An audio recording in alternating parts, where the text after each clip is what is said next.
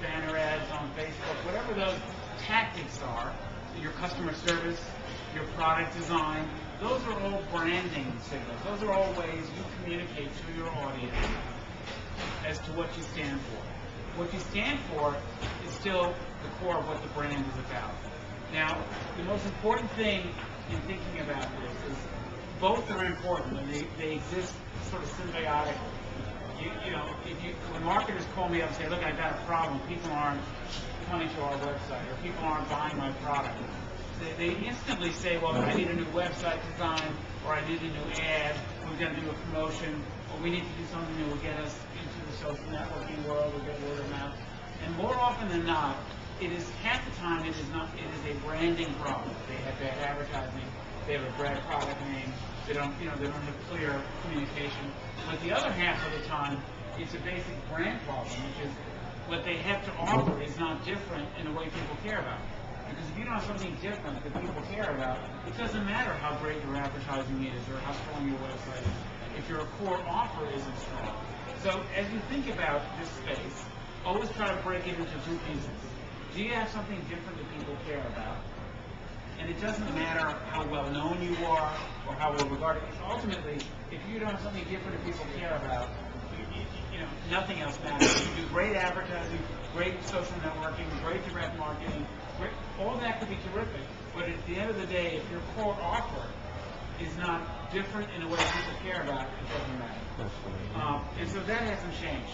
So as we start this conversation, where we start most conversations with clients, is looking at their core offer and is it different in the way people care about it. And one of the big changes that digital has brought is it used to be that if I wanted to find out is my offer different in a way people care about, I'd have to go out and do some qualitative research or quantitative. I'd have to go to Cleveland, invite people in from the shopping mall, sit them down at the focus group tables, and say, look, I want to talk to you about HP's computers, and are they different in the way you care about? But now, as you know, one of the things that's neat about digital is you can be sort of a fly on the wall. The most profitable job I ever had was being a waiter at a country club when I was in college, business school. And besides having, it didn't matter if I was at a country club, and so if I spilled the food, they still had to pay me 15% of the check no matter what. It was a great job. But the other thing that happened was I could be standing there in front of a table at this club, and it wasn't quite a flamingo kid, but I could be standing at the table, and people would just talk about what was on their mind as if I didn't exist, or didn't speak English, or didn't care. And so they would share their intimate knowledge about what they were doing in business, and what they were doing socially. And, being online today, the funny thing is people share everything about what's on their mind. So one of the big challenges, big opportunities for most marketers is if you want to find out what people are thinking online, online is the best place to find out. There's Google, there are tons of tools, TweetScan, Google search. You can quickly go online and listen in on the conversations people are having about almost every category, and within a week, really get a sense of what's on their mind, what's frustrating them, what they're like. And one of the big challenges companies have is they haven't adjusted to this.